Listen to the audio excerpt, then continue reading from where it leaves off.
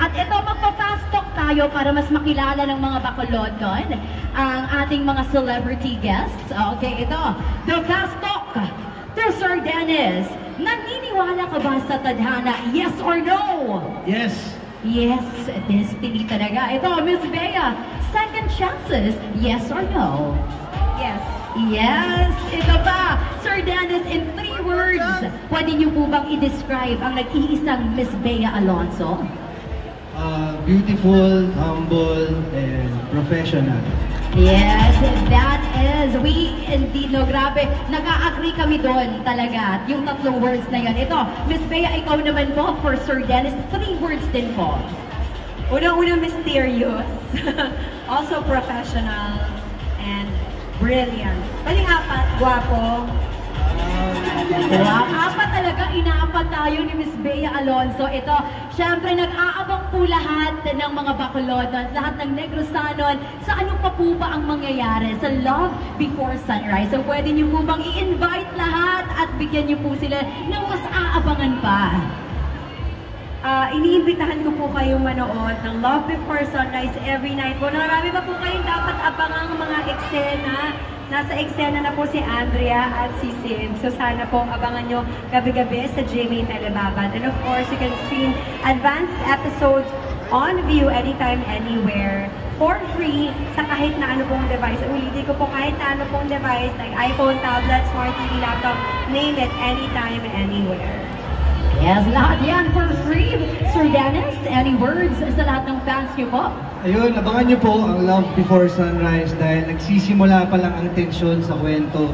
Makikita ninyo kung ano yung mga gagawin ng mga characters sa isa't isa. At sigurado ako, maapektuhan kayo sa mga eksena na mapapanood niyo. Sana po panoorin niyo Lunes hanggang Biyernes sa GMA Primetime. At kung gusto niyo mapanood anytime, anywhere, sa kahit na anong device, i-download niyo lang for free ang View app. Yun! So dapat abangan po natin Love Before Sunrise! Woo! Ito, bakulod nun.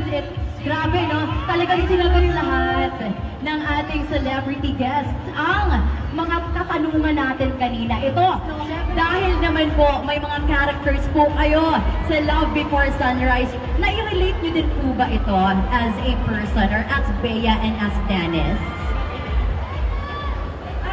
Ako, dun sa love story, siguro may mga parte, diba? Kasi parang for me, parang magiging organic lang siya kung nagagaling siya sa truth mo, sa totoong buhay, diba?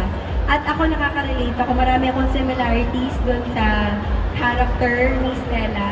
Like, she's also a breadwinner, mapagmahal sa pamilya niya. Nung nag-uumpisa ako, I would really prioritize my work and my goals in life before love. So, ganun din, marami akong similarities sa mga. Yun. At syempre, ikaw naman po, Mr. Dennis Trillo, na relate nyo din po ba as Dennis? Sa tingin ko, kailangan maglagay ka ng something na Dennis sa bawat characters. Kasi hindi yun mabubuo kung ikaw lang mismo yung gagawa. Kailangan may tulong ng mga special na incident sa buhay mo na mag-trigger doon sa character mo, bakit siya arte ng gano'n.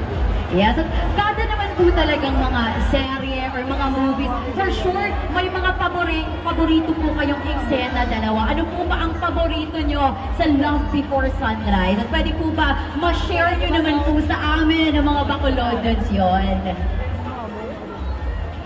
Kasi yung paborito ko para mag-spoiler eh. So hindi mo pwede? Kung baguhin, pati yung itsura ko, kung nakita niyo si Ibarra, ang ayos niya, gwapo niya. Dito sa role ko as actor, medyo nagpapangit ako ng konti. Nagpapangit pa siya nung lagay na yun, ha? Talaga ba? Hindi ko alam kung paano siya nagpapangit doon, ha? Kasi gwapo niya sa screen. Talaga ba? Grabe naman. Nagpapangit pa yun, ha? Okay, grabe naman. So now, ito pa, para mas exciting po ang ating afternoon, meron din po kaming mga inihandang mga BTFBs, behind the scene photos. Mukhang you guys were having the amazing time on the set. So how was the taping like? So tingnan natin to. Ito, speaking of kulitan and fun experience sa set, we gathered cute behind the scenes here na syempre galing po sa ating production team para masaya at maglaro tayo. So yan, nakikita nyo po yan, mga behind the scenes po yan, mga BTS ng Love Before Sunrise. So ito, may mga photos po po kami or mga videos na dapat i-ask po natin ang ating mga celebrity guests na i-caption nila itong mga photos na ito. So una muna, Sir Dennis, ipapakita namin ito. Kung ikaw po ang magka-caption nitong photo na ito, ano po ba ang ika-caption nyo or ano pong ipopost nyo online? Siguro, kinulang kasi namin to, bandang hapon na, so siguro, Love Before Sunset. Love Before Sunset! Ang galing naman po. Alam mo, witty talaga siya. Nakakatawa talaga siya. Napaka-witty naman po nun. Okay, ito naman, syempre hindi magpapahuli ang napakagandang si Miss Bea Alonzo. Ito naman po, ano naman po ba ang masasabi nyo dito? At anong makaka-caption nyo po dito? Buti na yung madilim. Ano ba dapat ang caption dito? Ako siguro emoji lang, yung umaapoy. Umaapoy! Bagay na bagay talaga yun. Ayan. Sunog na kasi ako dyan dahil mainit ang araw na. Sunog na.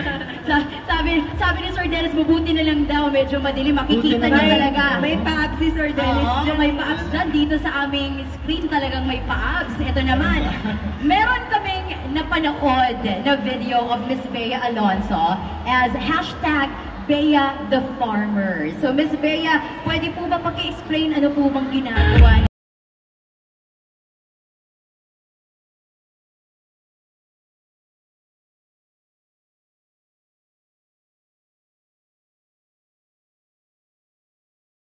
Magandang farmer noon yan. Sa ano yan? Sa farm namin,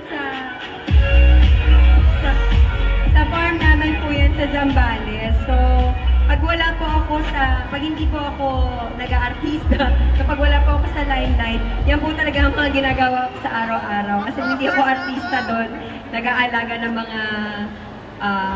mga goats, ng mga baka, nagpapakain ng mga baka, at kung ano-ano pa, nagtatanim.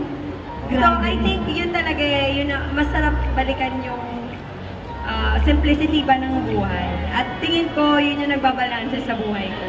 Ayun, pero Miss Bea, paki-explain din, paano po ba maging fresh kagaya mo dyan, na kahit wala ka farm?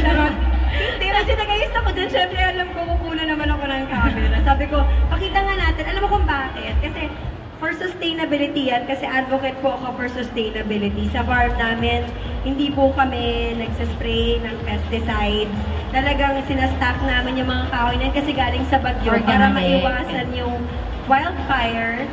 Ano pa ba? At may nagsusolar energy din o renewable energy. So, gusto kong i-promote sa pamamagitan ng video na yan ang sustainability para sa environment. Yan, inspirasyon talaga natin. Ang maganda pa si Miss Bea, advocate pa ng environment. Ito naman, syempre kung merong video si Miss Bea, hindi din magpapatalo si Sir Dennis. Sir Dennis, ready na po ba kayo sa next naming video? Sige. No, pero before sa ating video, ito muna, Miss Bea, talaga po bang importante po ba ang #1 fan niyo po?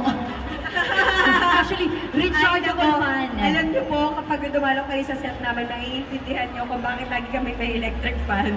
Kasi po, nag-start kami nitong mag-taping kasagsagan ng summer.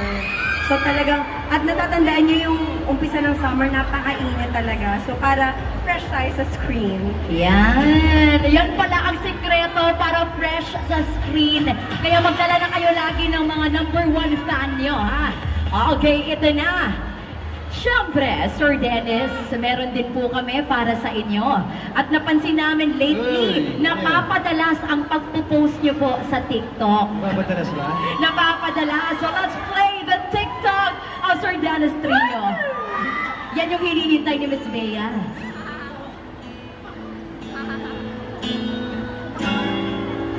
Sumukal ka na sa ko.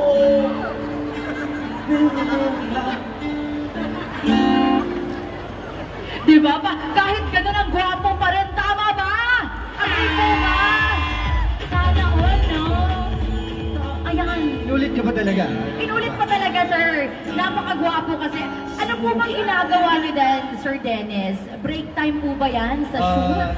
Nasa taping ako niyan. Actually, nagpapagising ako kasi mga madaling araw na yan eh. Wala akong magawa, naantok na ako. So, kailangan ko matawa, magpagising. So, sabi ko, sige, magti-TikTok ako. Kasi marami pa akong eksenang gagawin. Ayan, sino po ba mga followers dito? dito sa TikTok ni Sir Dennis. Ayan, tayo pong lahat yan.